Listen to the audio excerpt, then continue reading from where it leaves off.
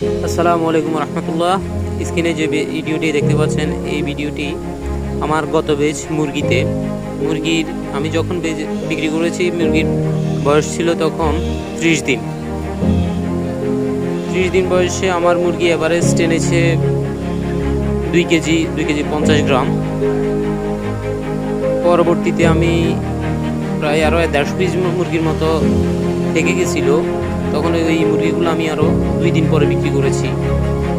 আলহামদুলিল্লাহ এই মুরগিগুলোর গ্রোথ অনেক ভালো এসেছে এবং আমি এই গ্রোথের জন্য যে মেডিসিনগুলো ইউজ করেছি সেই মেডিসিনগুলো আপনাদের মাঝে আমি শেয়ার করব।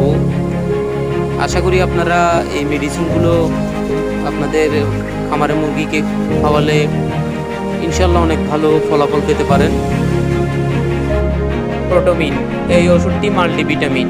এই ওষুধটি আমি মুরগিকে 20 দিন বয়স থেকে রাতের পানিতে 1 লিটার পানিতে 1 মিলি করে মুরগিকে খাওয়াতাম, সাথে ভিটামিন AD3 এই ওষুধটিও আমি মুরগিকে রাতের পানিতে 1 ml 1 লিটার পানিতে খাওয়াতাম, সাথে নিউট্রেটটা 20% যে ওষুধটি দেখতে পাচ্ছেন এটি 1 গ্রাম ওষুধ 2 লিটার পানিতে মুরগিকে খাওয়াতাম, মুরগি যেন পাতলা পায়খানা না হয় ওই কারণে।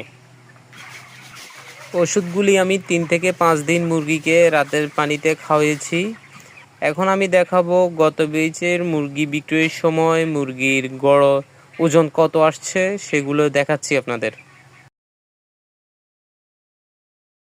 ভিডিওটি ভালো লাগলে চ্যানেলটি সাবস্ক্রাইব করুন, নতুন নতুন টিপস পেতে চ্যানেলটির সাথেই থাকুন।